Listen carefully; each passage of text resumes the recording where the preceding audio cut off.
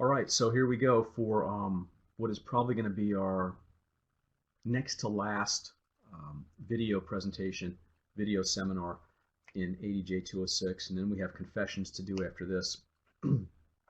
So again, as usual, listen for the video password, which will be coming up.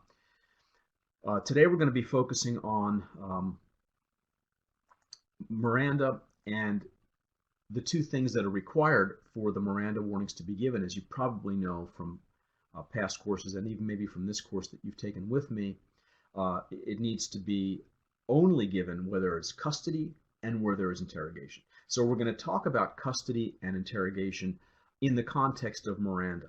What that means is that we've talked a little bit about being free to leave and what's a stop and what's not a stop, and we talked about Florida versus Royer and when a stop becomes an arrest. This is a little bit of a different context because what we're talking about now is custody in the context of Miranda. So you're going to find that some of the information is the same, some of it's a little bit different. So because we're not really doing an analysis of, well, when does a Terry stop become an arrest? Now we're talking about when do I need to give the Miranda warning as a police officer? So I need to understand what is custody and what is interrogation. I mean, this is the old version of what interrogation used to be, but we're going to find out today. Actually, interrogation is a little bit different than what you might have imagined it to be. So let's talk first of all about the original Miranda decision. The original Miranda decision was Ernesto Miranda was not a nice guy. I mean, his name has gone down in history, and now we think, well, wow, what a great guy. He gave us this great law. The reality was that Miranda himself, as an individual, was a thug. I mean, he was a rapist and a robber and a kidnapper. And anyway, the law that came out of Miranda versus Arizona was fairly simple, and that is that the prosecution cannot use at trial any statement that stemmed from a custodial interrogation that came out of custody and that came out of questioning of the defendant unless the state can demonstrate that it satisfied what we refer to as, and what you're going to hear me use a lot in this presentation, a procedural safeguard, because that's really what the Miranda warning is. It's a procedural safeguard. And if I can't establish as the prosecutor representing the state in a prosecution that I put into place this procedural safeguard against self-incrimination, I cannot use the statement that I derived from the interrogation if I cannot establish that I put in place this procedural safeguard. And that's really all Miranda tells us. And we'll talk about that. But it tells us really that there's something you have to do as a police officer. If somebody's in custody and you're going to be questioning them, there's a procedure that you have to engage in. And that engagement and that procedure in which you have to engage is the reading of individual rights. Now, keep in mind that don't confuse when I have to advise somebody of his rights and when he gets those rights. This is a big difference. There's a big difference in when I have to tell somebody he's got these rights and when he actually gets those rights. The Miranda decision doesn't tell us when he gets the right to have a lawyer, where he has the right to remain silent. Miranda doesn't deal with that. Miranda tells us very simply when we have to advise the person that he's got those rights. So understand that difference. It's a big deal.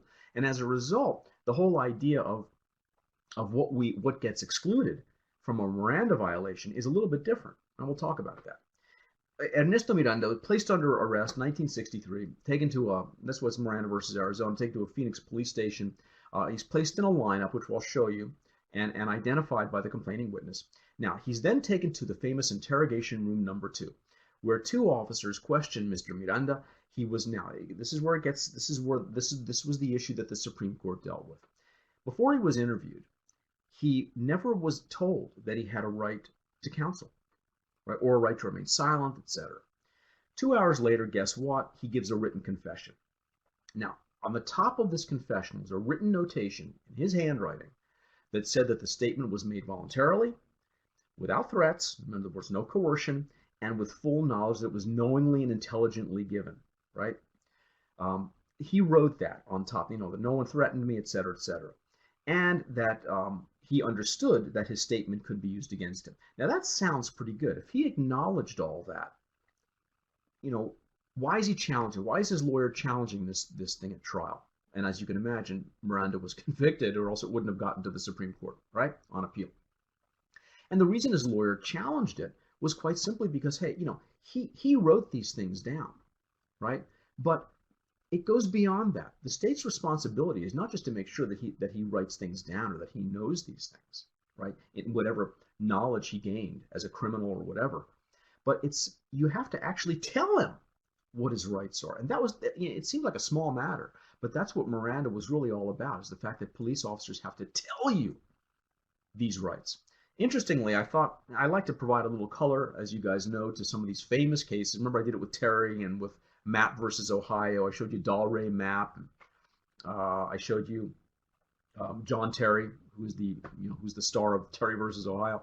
This is Miranda. One of these guys is, well, this is he. This is Ernesto Miranda, and right over there is examination room number 2. Which one was he? The victim picks him out in the lineup. Can you tell me which one is he 1, 2, 3, or 4? Not a bad lineup, I gotta tell you.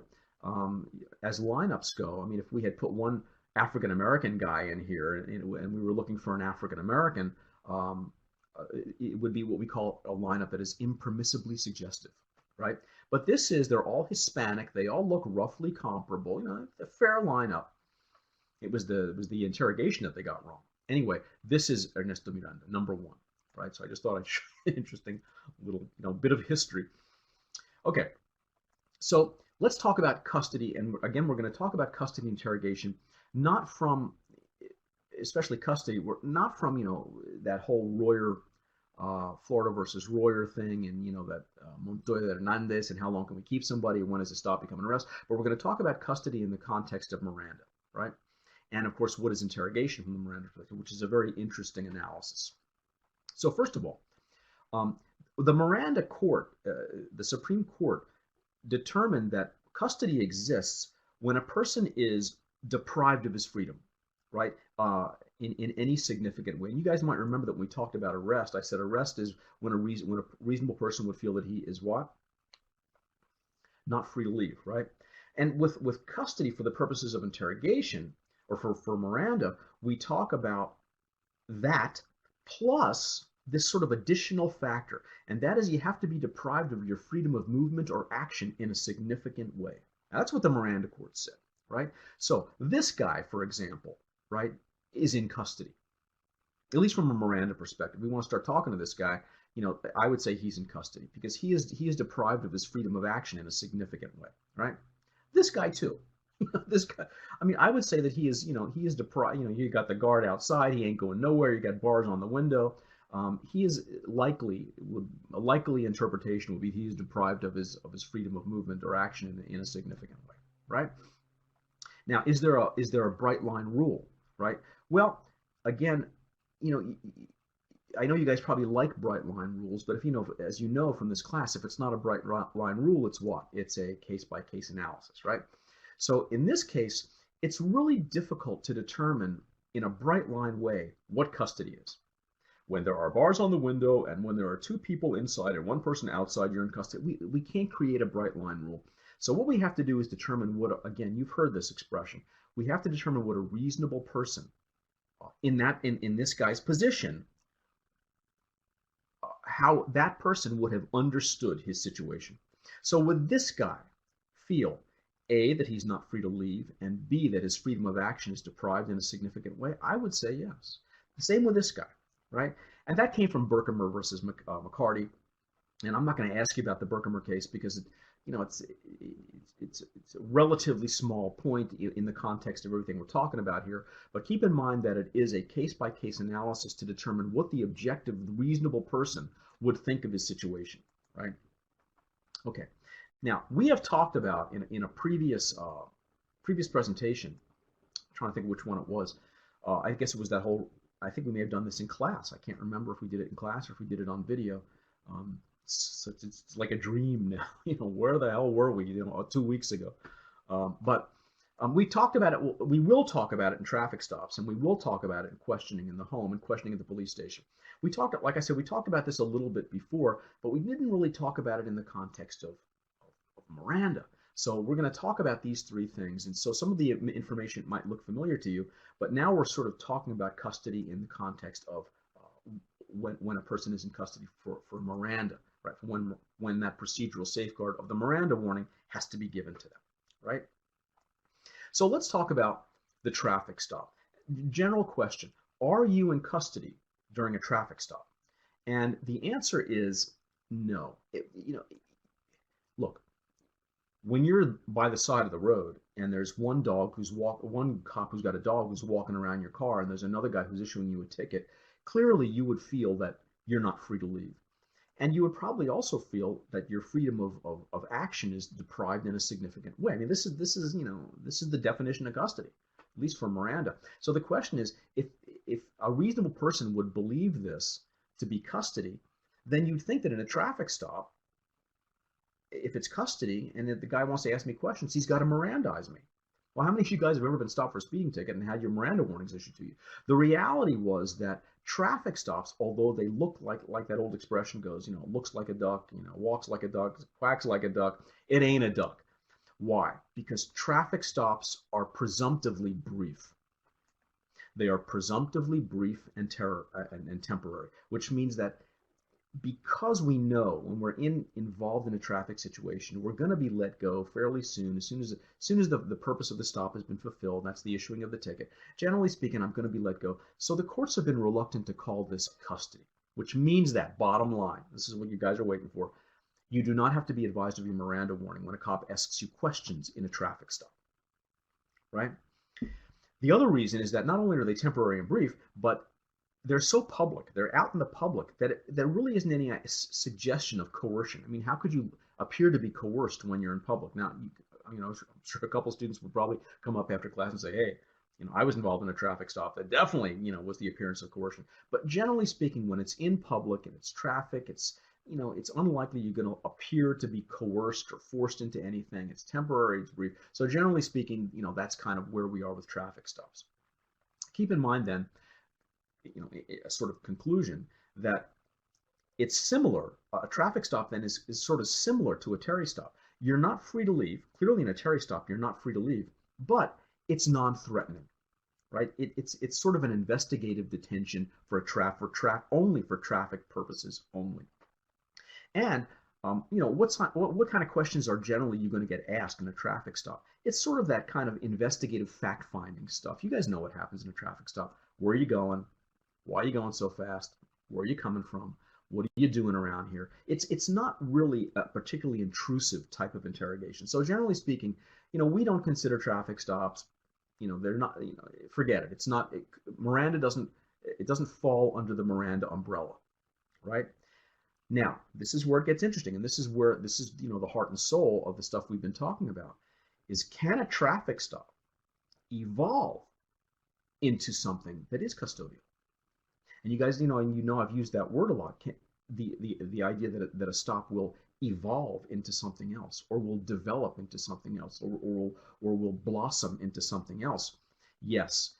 If, for example, I keep you on the side of the road for 20, 30, 40 minutes, or I make you pull into a sort of a hidden parking lot, I mean, at some point, you're going to start to realize, again, it's that objective standard that a person would think that in his situation, his freedom of action is deprived in a significant way, then that is going to be subject to a Miranda situation, which means that a traffic stop can evolve into a Miranda situation if it gets a little bit, I mean, these look pretty standard to me. Roadside, public view, no coercion, asking, this sort of general questions.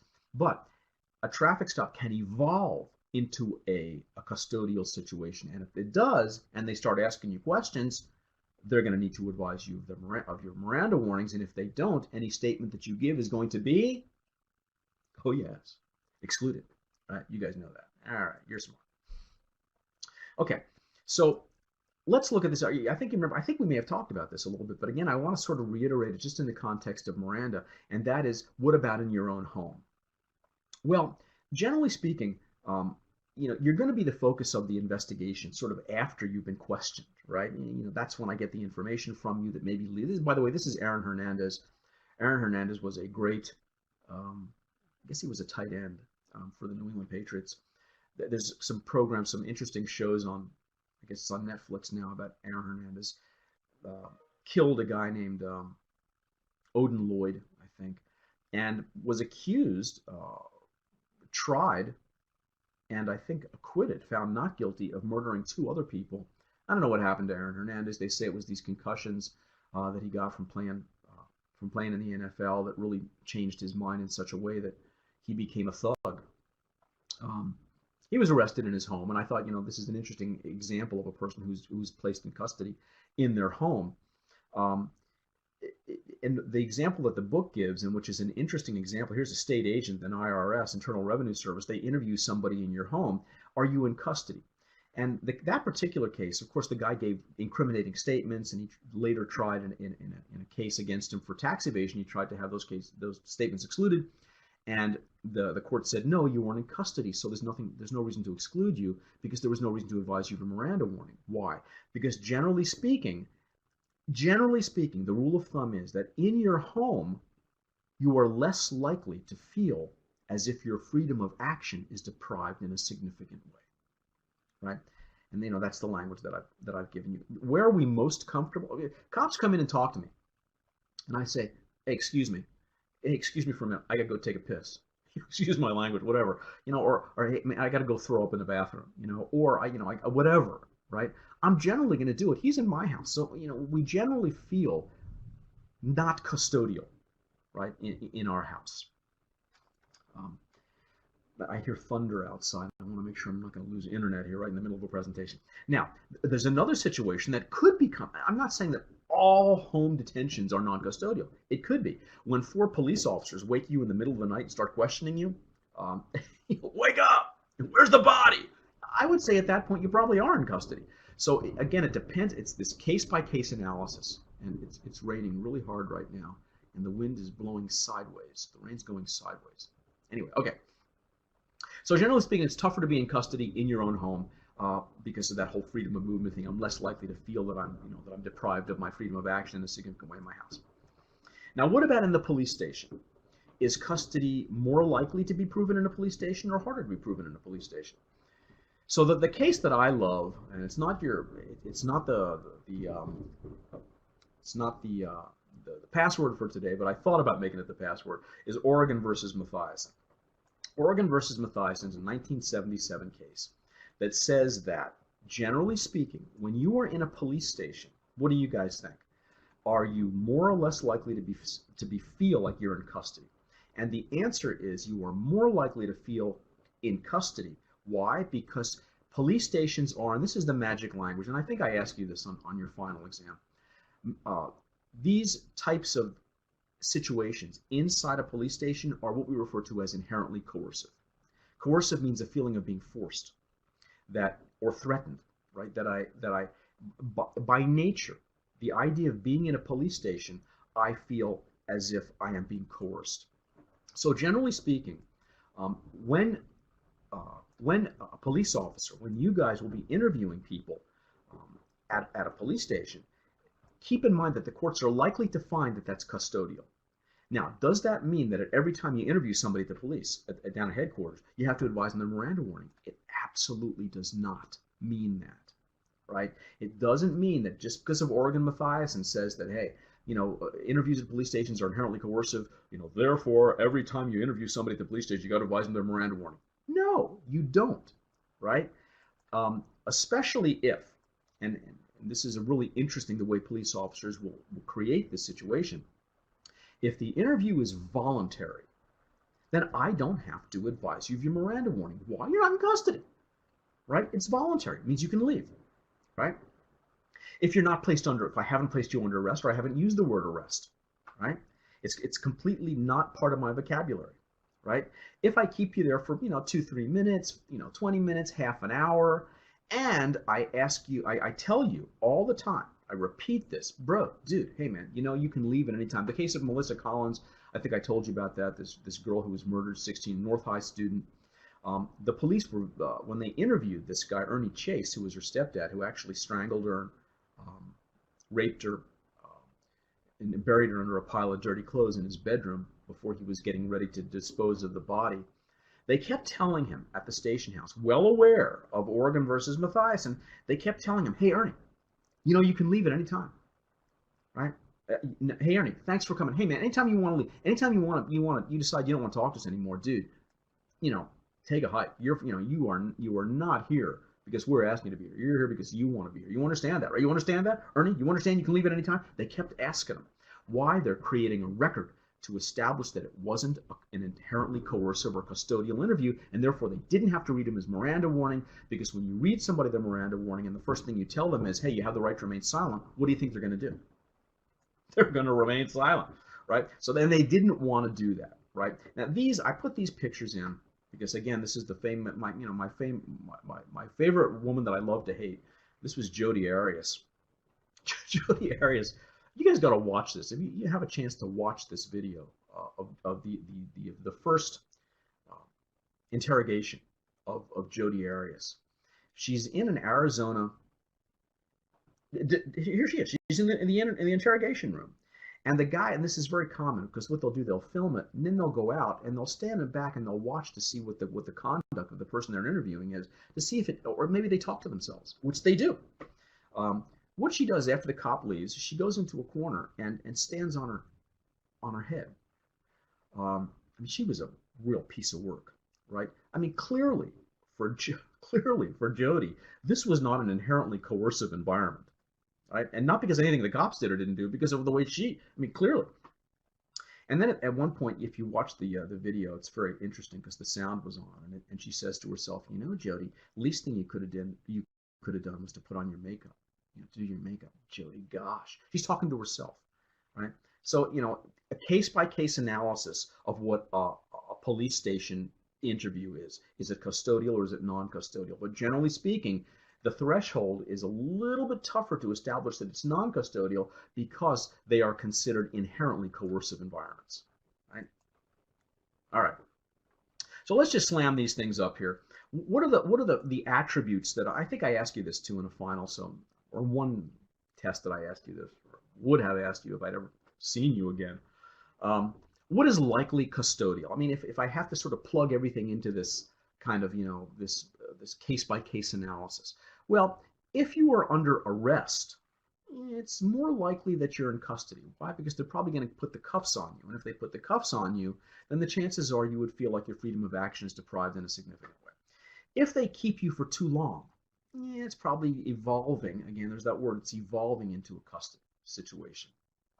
If you are not free to leave, I mean, if you're really not free to leave, they lock the door, they put you in the back of a police car, and the door handles of the car are taken off, and there's no lock. You know, and I mean, you're not free to leave. You know, I would say there's a pretty good argument there that you're in custody. If the encounter is involuntary, they stand in front of you, they put you in cuffs, they tell you you ain't going anywhere, you're coming with us, you know, that kind of language, those kind of environments, they become symptomatic of a custodial situation. Again, there's that whole idea of where do they take you. Remember we talked about this with Terry a little bit. When does Terry evolve? Because Terry's not an arrest, Terry's a detention. It's a stop. When does Terry evolve into an arrest? And one of the things we talked about with Terry is that when they move you away from the public view and pull you around into an alley, right, or around the corner, you know, where nobody can see you, that's more likely to have that Terry stop evolve into an arrest. And here we're talking about when something has evolved into custody, because when it's evolved into custody, then we've got the first few steps of when I need to advise you of a Miranda warning, of course, if I intend to question you, which we'll talk about in just a minute. This, I don't know if you remember this. This is a scene from The Silence of the Lambs. This is Dr. Hannibal Lecter, and this is the psychologist, FBI agent, or whatever she is, who wants to talk to him. And you can see that this guy is clearly in custody. I mean, he was strapped to the wall, and at one point, if you see, they actually put something in his face so that he couldn't bite people. Anyway, okay, let's move on to what non-custodial is. Non-custodial is, generally speaking, like I said before, a traffic stop. Traffic stop is almost, from the very beginning, a bright line rule here is that any traffic stop at first, you know, when you're first stopped for a traffic violation, that's almost presumptively non-custodial, right? But again, can it evolve into one, which we talked about? Yes. Generally speaking, when a cop asks you questions on the scene of a crime, or would you see where, did you see anything? Did you hear anything? Do you recognize anybody? Did you hear anything said? That kind of stuff. That's non-custodial.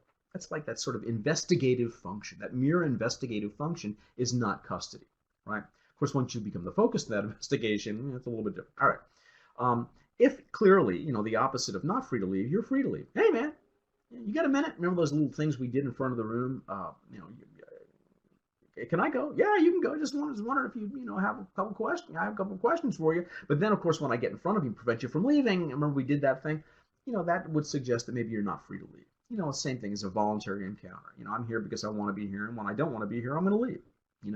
Again, there's that whole idea of what's in a public place, and when they take you and they move you from the public view, then that's more likely to be considered a custodial situation, because once you're out of public view, it's more likely that you feel like your freedom of movement is kind of restrained, right? And I got a question about this guy. What do you think about this guy? Do you think that this guy is in custody? Well, I would say this is non-custodial. Why? Because he can fly. He's free to leave. Okay, see, he's got a cape. That's my little joke for the day. All right, let's move on. Okay, let's talk about interrogation. The second prong of the Miranda analysis. I think we've played around with this for some time in earlier classes about what interrogation is. Originally, again, this was the idea of interrogation, that we used to call third degree, right? Where you put somebody under a bright light, you stand in front of them, you smack the table, and you sort of drive them to tears, and this kind of thing. That was interrogation. Interrogation in its common interpretation in the English language suggests that there's some level of compulsion. You better answer these questions. That kind of thing. These were always questions that sought answers, that elicited answers that tended to incriminate you. Where were you on the night of January 16th? Why did you beat her? Why didn't you save her? Why didn't you, that sort of thing. It's not always like that. The law has changed dramatically in what an interrogation is, and not necessarily for the better as far as law enforcement is concerned. So be careful, right? These were always your involvement in a crime. That's what interrogation was. Now, generally speaking, general questioning, even in the old days, wasn't really considered interrogation. Where are you from? What are you doing around here? Remember we talked about that? Let me see your driver's license. Do you know anybody who lives around here? That kind of stuff. But, in the older view was, if anything that really had that interrogation always had some level of compulsion, directing someone to give incriminatory statements and about their involvement in some kind of crime. Now, this is where it gets interesting. Nowadays, does interrogation have to be a question? In other words, does it have to be a statement with an punto de interrogación, like they say in Spanish, with a question mark at the end? Right? So, and questions sound like, do I have to actually ask you a question to be deemed lawfully to be interrogating? And the answer is, guys, no. I do not actually have to ask you a question if what I'm doing is propounding to you, giving to you what we refer to as the functional equivalent of a question. So keep in mind, right, that I don't have to ask you a question. The statement that I'm making, or that English construction with a question mark at the end, it doesn't have to be that. It could be a statement that functions as a question, right? Give you a true story. While transporting an armed robbery suspect to the station, police start talking not to the guy who's in the back of the car, but they start talking to each other about how dangerous. There was a missing gun. They had found the guy. There was information that he had a gun, and they couldn't. Apparently, he had dumped the gun near a schoolyard. So they pick the guy up. Doesn't say a word. They start talking to each other in the front seat. The partners, the two cop partners, talk to each other about how dangerous it is. Man, sure would be dangerous for, a little kid to find a missing gun in a schoolyard. Yeah, bud, I know what you're talking about. God, I hope they, we got to take this guy in, but I hope they send a team out there to look for that gun. Yeah, I know what you mean. Yeah. Now, it turns out that in this conversation that they're having with each other about how dangerous this gun could be, especially to kids with disabilities, and in an area in the playground where they might find it, guess what? The guy from the back seat, the suspect, says, "Hold it, guys. You're right. Let me tell you where the gun is." Turn around. Takes him to where the gun is. Now, was that an interrogation? They not only never asked him a question, they weren't even talking to him. They were talking to each other. And the question is then, does that count as an interrogation? What do you think? This would have been one of those pauses in class. What do you think? And I'm sure you guys would have piped in because you're a great class and you love to talk. The answer is, under Rhode Island versus Innis, 1980, one of my favorite cases, that any words or conduct that are designed to elicit an incriminatory response, reasonably likely to elicit an incriminatory response, are considered questions for interrogation purposes. And at that point, I have to advise the person of the Miranda warning. So you have to understand what you're saying, right? Even if not directed to him, even if those comments aren't directed to the person, those will require a Miranda warning. So again, what's the definition? Interrogation is this: any words, action, or conduct reasonably calculated to elicit an incriminatory response, even if those words aren't directed to the person. Isn't that an incredible? I mean, I mean, for our stand from law enforcement, I'm not sure I like that. You got to be really careful. Now, this is today's password. This is the name of the case that decided that gave us the definition of interrogation for custody. For Miranda purposes, when we combine it with custody, the Miranda warning is triggered. And that's Rhode Island versus Innis. I say it again, Rhode Island versus Innis. That's your password. Send it to me, right? One of the examples I've given to you guys in class was the so-called, I think I did it in your class, was the so-called Christian burial speech, which brought in the concept of Rhode Island versus Innis. It was a little bit before Rhode Island versus Innis, but where there's a suspect who has killed an 8-year-old girl, buried her body somewhere, and the police officers don't ask him any questions, but they give him the so-called Christian burial speech, which is, this little girl, her mother's, of course, she's beside herself. I mean, she's devastated, but she's able to move on in her life. She understands that she's with God, but she understands also that for her little baby to be with Jesus, that she needs a Christian burial.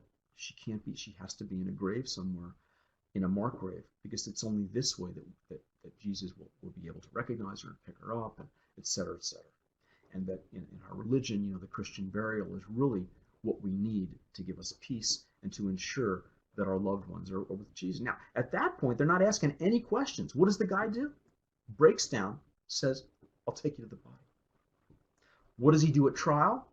Tries to suppress the statement, and interestingly, tries to suppress the body, which you guys might remember. This was the case of Nix versus Williams. That was an inevitable discovery case. You guys remember that? We talked about that early. But that particular case talked about what's interrogation and what can come from a Miranda violation, which we'll talk about at the end of this presentation. But for this purposes, Rhode Island versus Innis is what really put the nail in the coffin on this one, and said clearly that anytime you say or do anything that is reasonably likely to elicit an incriminatory response, even if it's not directed at the person, that's going to be counted as interrogation. If the person's also in custody, you didn't read the Miranda warning, you're in trouble, right? So keep that in mind. All right. Now there are some exceptions, and the biggie is New York versus Quarles, 1984 case. You should remember this, Quarles, almost like to quarrel, right? Except it's spelled E-L and it's missing an R, right? This was the so-called public safety exception. Public safety exception is a really big deal for you guys on patrol because it allows you a pass. You can avoid the need to advise somebody of their Miranda warning if, for example, there is a real threat to public safety out there. This was Dzhokhar Tsarnaev, who was you guys might remember this, who was the Boston Marathon bomber. He and his brother was killed in a shootout. He survived. He was also shot, but he survived. And they found him hiding inside a boat in somebody's backyard. And they ask him, when they pull him out of the boat, are there any other bombs? Right? Of course, he says no. And then when he says no, that suggests what? That suggests that he knows whether there are or aren't bombs, even a simple one-word answer. He later alleged at trial, hey, they had to advise me of my Miranda warning because I was in custody and they were interrogating me. Well, turns out that under New York versus Quarles, they didn't have to advise him of his Miranda warning. Clearly he's in custody. Clearly they're asking questions. Where's the gun? And the public safety exception, the New York Quarles exception, I always look at as the where's the gun case. Where's the gun case? Right? And these were the facts in Quarles. The police have information about this guy. He's in a store. He's got a gun. They leave the store, or they go into the store. They spot the guy, and they draw their weapons, and they tell him, stop, put your hands over your head. When they search him, it turns out they find out there's no gun. So what's the first thing they ask him? Where's the gun? Now, he points out, he tells them where he had hidden the gun, and he later, at trial, tries to exclude that statement because he was in custody. They asked him where the gun was, and he gave them an answer, which he now wants to exclude, doesn't want the jury to hear. Turns out that the court said this, look, Rehnquist, again, my favorite Supreme Court justice of all time, he said, we need to weigh, clearly this is a Fifth Amendment. I mean, this whole idea is the idea that it's against self-incrimination. You have the right against self-incrimination. You have the right to remain silent. That's our Fifth Amendment right against self-incrimination. Clearly, you have a Fifth Amendment right against incriminating yourself, which is the basis of the Miranda warning, right? That's why we have it. Clearly, it's a privilege. Our forefathers fought and died for it. It's a big deal. It's the Fifth Amendment. But, here comes the but, none of these rights is absolutely unconditional. And the Supreme Court has done this to a couple rights. None of these Bill of Rights stuff, none of these things is absolutely unconditional. Right? There are some situations where we can violate your rights. And one of them is where we think there's a real threat to public safety. And in this case, where's the gun? Oh yeah, it's over there in the grass, right? That's going to be an exception to the warrant requirement. I'm going to be able to ask you that now without advising you of your Miranda warning. Why? Because public safety demands that I ask you that. Now, the question is, what determines whether or not there's a threat? I mean, is there a bright line rule? This is a threat. A threat shall be determined as, or is it another case-by-case sort of objective standard, right? Is it, what's the reasonable person, or what is it, what that person, what that officer actually believed personally in his own mind? Where do we find the definition for what's a threat? And the answer, well, what do you think the answer is? Is it what that officer subjectively believed, or was it what do you think would be what the reasonable person would believe is a threat? And the answer is, as you probably would imagine, it's the objective standard, right? We go to what a reasonable person would regard as a threatening situation. What would a reasonable police officer believe was a threat to public safety? And if it's reasonable, which would be determined at court, if it's challenged, then that particular question would come in as not requiring the Miranda warning, right? Okay, so let's talk about the things that are going to come up on your final. I'm actually going to show you a couple questions that are going to be on the final, and we'll talk more about that at some point because the final's coming up. It's coming up in a couple of weeks. How complete do these warnings have to be? Do they have to be completely accurate the way they're written, on the card? Or is there some leeway for you to sort of mess up a little bit? Can you fudge it a little bit? And the answer is, and I like the language, that no talismanic incantation is required to satisfy. It's kind of like, hey, you have the right to remain, like a zombie. You don't have to kind of. It's not as if you're under a trance, and you have to recite these things word and syllable by syllable. What you have to say is, this is the right. You have the right to talk to a lawyer before you're questioned, have him present while you're being questioned. That's generally speaking it, right? But as long as I'm close, what's the magic language? As long as the essential information, the essential Miranda information is there, right? It's going to count, right? As long as the essential Miranda information is there, it's going to count. Simple departures from the exact words will not render a Miranda confession inadmissible. right? How about this? I advise you, I arrest you for a weapons offense, and I advise you a Miranda warning. You waive and you waive and you start talking. Then I start asking you about a murder, right? I'm talking about a weapon. All of a sudden, I shift gears and I say, hey, you don't know anything about that dead body we found out in the park, right? You then say, you know what? I do. Your lawyer at that point says, wait a minute, you only gave him a Miranda warning about this weapons offense. You didn't Mirandize my client about to talk to him about to interrogate him about any murder, right? So that anything he said about the murder's got to come out. What's the answer there? Once I Mirandize you, once I give you your Miranda warning as a law enforcement, you're in custody, I'm interrogating you, I can start off talking about, you're overcharging for babysitting fees, and I can switch right over to mass murder, right?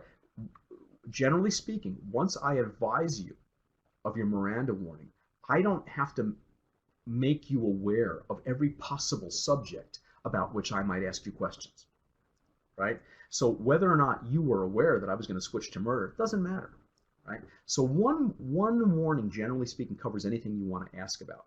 However, keep in mind that there could be some, you don't want to butcher the warning. Hey, you got some kind of right out there. I don't know. It's something about the Supreme Court did. It has something to do with a guy named Miranda. I think you have a right to a lawyer at some time, but I'm not really sure what. I mean, that's probably not going to have the essential information, right? As long as I've got, where is it? As long as I have the essential Miranda information, generally speaking, it's going to be okay. So keep a lookout for that in the final, because there's going to be one example, and I'm going to give you a quick snapshot of the final as well, and you could probably pause it and take a look at it. Okay, so let's talk a little bit about the waiver. Now, the waiver is when I decide to go ahead and talk. Right? I've waived my rights. I've given up my rights to have an attorney present before any questioning. I've given up my rights to against self-incrimination. That's called waiving, giving up your rights. The waiver is the giving up of your rights, right? And the opposite of that is called invoking your rights. I-N-V-O-K-E, to invoke. Let me write that down. To invoke your right is to take your right. I want my right. I want a lawyer present. I don't want to waive my right against self-incrimination. And the opposite of that is to waive your right. Which, yeah, okay, I'll talk. Right? Now, when the waiver, in the context of the waiver, who has to prove that there was a waiver? Well, clearly, if he starts talking, it's going to be up to me to prove that he waived. Right? But does the waiver have to be express? And what is express versus implied? Right? I mean, those are the two sort of words we talk about here. I'm going to write this down. Express is when I actually say it, right? When I actually say, yes, I understand that I have the right to remain silent, that I have a right to have an attorney present before any questioning, and that if I cannot afford to have an attorney, the state will provide one to me free of charge before any questioning. I understand all that, and I am now officially waiving my rights and am prepared to talk to you. No, it does not have to be express, right? The waiver doesn't have to be express. All I have to establish in establishing that you waived your rights, I got to establish that you waived, right? Because if I can't establish that you waived your rights, then it's going to be, I might have a problem, right? In getting that statement in court. The waiver has to be knowing and voluntary, but looking at the particular facts and circumstances of that case. Now, this is going to come up in the final because I'm going to give you one of those weird little fact patterns about a guy who says the magic words in a case. He says, you know what? You don't have to advise me in my Miranda warning. I've been here before. This ain't my first time at the rodeo. So he starts talking. He later, of course, claims that he didn't waive. And what the court determined was you did waive, because the facts and circumstances of your statements indicated that you were familiar with this process. And as a result, your speaking, just speaking, indicated a knowing and voluntary waiver. That you knew what was going on. You knew what you were giving up. You knew what the repercussions of speaking were. Right? So you have to look at the facts and circumstances of the case. If you're engaging in some kind of course of conduct that indicates that you're waiving, yeah, I know it's knowing, it's voluntary. Hey man, I've been here before. that is probably going to count as a waiver. So that's good for us. That's good for law enforcement, right? Deciding to talk to a police officer after being advised. This is one of the games I used to give a Fourth Amendment presentation for the HPD Citizen Police Academy. One of these little games I used to play with the audience was, and there was a detective I know who would do the presentation with me, and we do this sort of back and forth where he's advising of the rights, and I just sort of like, yeah, I've got a right, huh? Okay, you know what? I think I do know something about it. Now at that point, he never really got an answer, right? But I say, yeah, I know about those rights. I've heard about that. My cousin went through this once before, and this is what I think happened. Now, has he waived? Well, yeah. If you decide to just start talking, that's a waiver. So remember, the waiver doesn't have to be expressed. Now, the invoking is a different story, right? If you just start talking to a police officer, let's say he advises you, yeah, or I know that my rights, don't bother. But now I'm going to advise you anyway. I have the right to remain silent, et cetera, et cetera, et cetera. And before I have a chance to say, yes, I understand, or no, I don't understand, or would you repeat that, I just start talking to you, right? You have a right to remain silent. You have the right to remain silent. Anything can will be used against you in court of law. You have a right to have an attorney present if you can't afford one. Yeah, those are great rights. I really should have used a golf club instead of a gun, because I really like golf, and I'm pretty good with a putter, whatever, right? That's going to be considered a waiver. Why? Because just speaking, being aware of my rights and just speaking is going to be considered a waiver. So it doesn't have to be expressed. You don't have to say, yes, I now officially waive. Now, invoking is a different story. We'll get to that. I put this up because I thought this was an interesting little card. Custody plus questioning equals the need for Miranda. And if you get a waiver, your statement comes in, right? That's kind of the formula. So custody plus questioning equals need for Miranda plus a waiver. Like, I have Miranda plus a waiver, statement comes in, right? Basically, that's it, right? Does that make sense? Okay, so let's discuss some of the ground rules, and I'm just going to put them up here. First of all, what Miranda is not, and I want you to understand. If you watch Cops or you watch Live PD, you'll see this thing that people get arrested, and the first thing they start yelling and screaming when they've been arrested, you didn't advise me of my Miranda warning. You didn't advise me of my rights. You didn't advise me of my rights. Well, I don't have to advise you of your rights. You guys know why. Why? Because I'm not questioning you. I'm not asking you any questions. It only counts when you're in custody and I'm asking you questions. Miranda is not a code of conduct for police interrogation. There is no rule out there among policemen that says that you have to advise somebody of the Miranda warning. No, I don't. I only have to do it when I am placing them in custody. I intend to question them, and any statement that I want to get from them, I intend to use at court. There's no rule out there that says you shall always Mirandize people. No, it only happens under certain circumstances, right? Now, what is Miranda? It is a rule that governs the admissibility of a statement. That's what it is.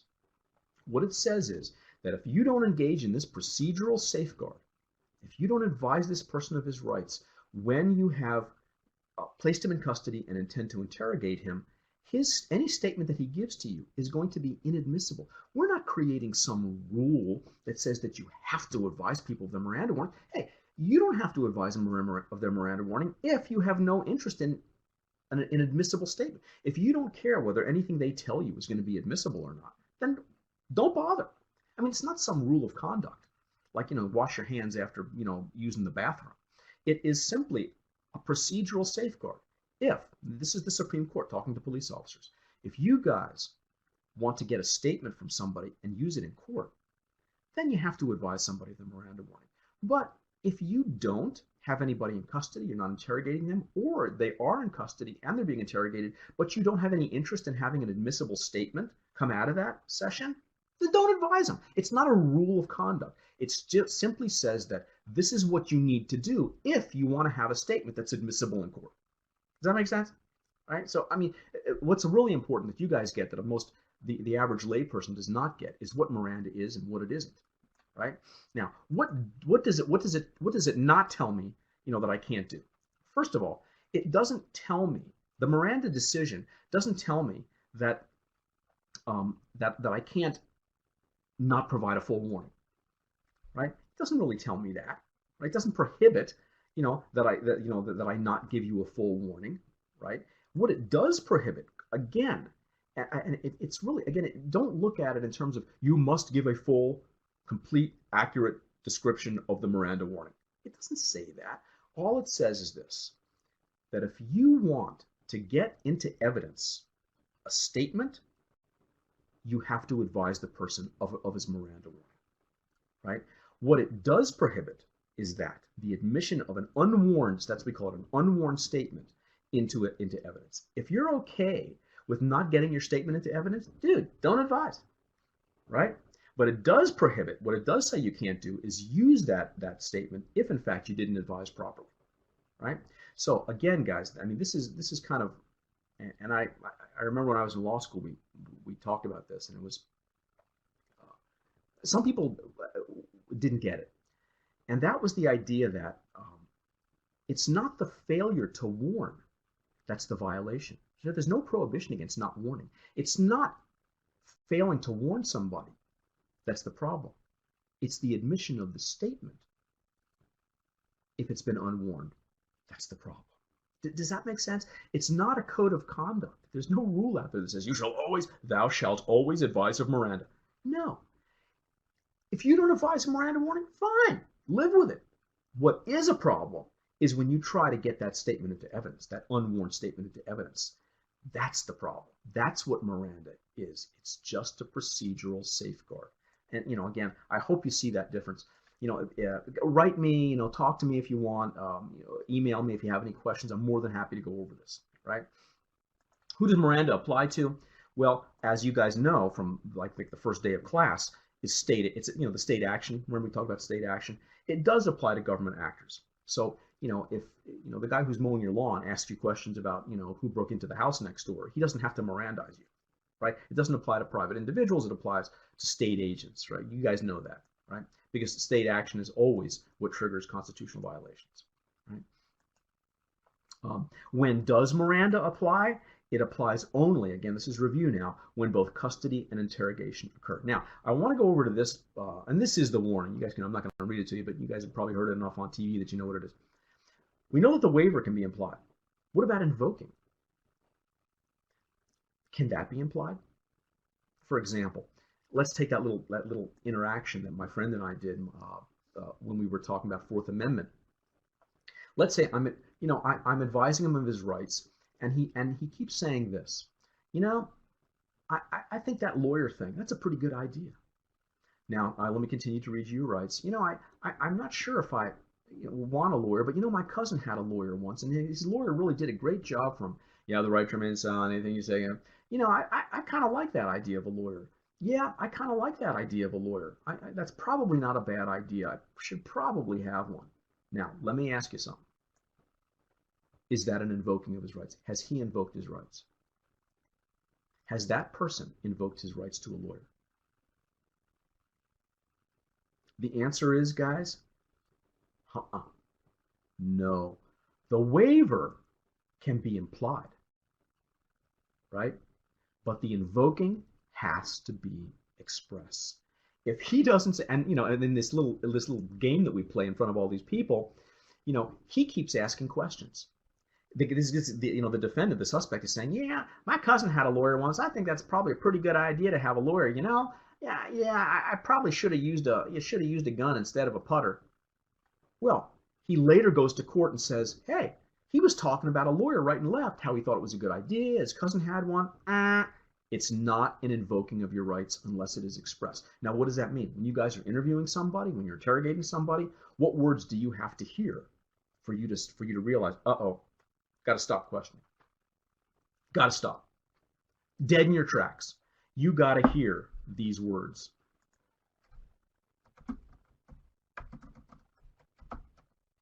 I want a lawyer. That's what you got to, the invoking has to be expressed. If you don't hear those words, bottom line, if you don't hear those words, keep talking, keep asking questions until he finally says, I want a lawyer. We call it lawyering up. Once he lawyers up, That's it. It's the end of the analysis. That's it. Right? Now, this is one of my favorite subjects about Miranda because I think it's fascinating because it kind of turns over everything that we've learned so far about the fruit of the poisonous tree. You remember we talked about, well, I think I asked you a pretty simplistic question in the first part of the class. Fruit of the poisonous tree is, anything that derived from an initial constitutional violation is also excluded. Remember that we talked about that, right? So how about this? How about if the unwarned confession is the poisonous tree? The unwarned confession is the initial. It's the tree. Remember that when we talked about that? It's the initial unconstitutionality. It's the initial unconstitutional seizure, right? Is that statement, and then theoretically, then everything that stems from the statement on the fruit of the poisonous tree would be excluded as well. Remember that? Well, there's a case out there. We'll talk about it. We'll give you the name in just a minute. True story, and the names are correct. Police are questioning in Michigan a suspect whose name is Tucker. And Tucker is a fellow who knows something about a rape. Now, he's in custody. They're interrogating him. They should have Mirandized him. They didn't. So what Tucker does in this unwarned statement is he tells the cops about a friend of his who was involved in the rape too. Now, you follow where I'm going from this? What do you think they do next? They then go to the friend's house and they get evidence, not only against the friend, but they get evidence about Tucker, who revealed the friend in an unwarned statement. See what I mean? Right? They don't advise him of his Miranda warning. They should, they don't, and he tells this guy about his friend. They go to the friend, and the friend gives them evidence against Tucker, who made that unwarned statement. Now, what has Tucker tried to do? Clearly, I would have done the same thing. He tries to exclude the evidence that was provided by the friend. Why? Fruit of the poisonous tree. You didn't the statement was unwarned. You didn't advise me. Not only does my statement come out, but anything that derives from my statement, including the things about that my friend knew, right? Because I revealed him in my statement, that has to come out too. And the answer is, guys, what do you think? And the answer is thumbs down. No, there is no fruit of an unwarned statement, right? Why? Who remembers? What is the Miranda? It's nothing more than a procedural safeguard against forced self-incrimination, against compelled self-incrimination, right? All a Miranda violation will ever do is to keep out the unwarned statement. That's it. There is no derivative, and this is the law. I asked you about applying the law to facts. There is no derivative evidence from a Miranda violation. The only thing that a Miranda violation can keep out is the unwarned statement, because it's a procedural safeguard against giving statements without that are potentially in violation of your right against self-incrimination. That's all it is, right? It doesn't keep out the derivative stuff. It only keeps out the statement, the unwarned statement. So if there's no reason to exclude evidence derived from it, then we're not going to do it, right? So what comes in from Tucker's friend about evidence back against Tucker again, that comes in. There is no. This is the law. I think maybe I'll even write it down because it's one of my favorite laws.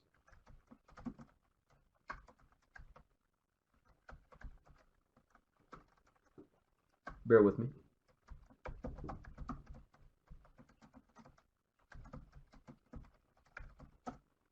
There is no derivative evidence from a Miranda violation. Isn't that great? I love that. I think that's such a cool little piece of law.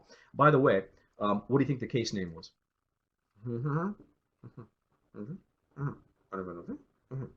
Yes, that's right. Michigan versus Tucker. All right. I'm going to put these on the final, guys. There they are. So look through them. I'm not going to go through the answers right now, right? But I think if I do a final review, I'll try to. But everything that is questioned here is going to be on the final, and all the answers to these are in the final, are in this presentation that we talked about. Go through them one at a time. If you have any questions, let me know. Stay well, and I hope that, again, at some point we will meet again. And don't forget to send me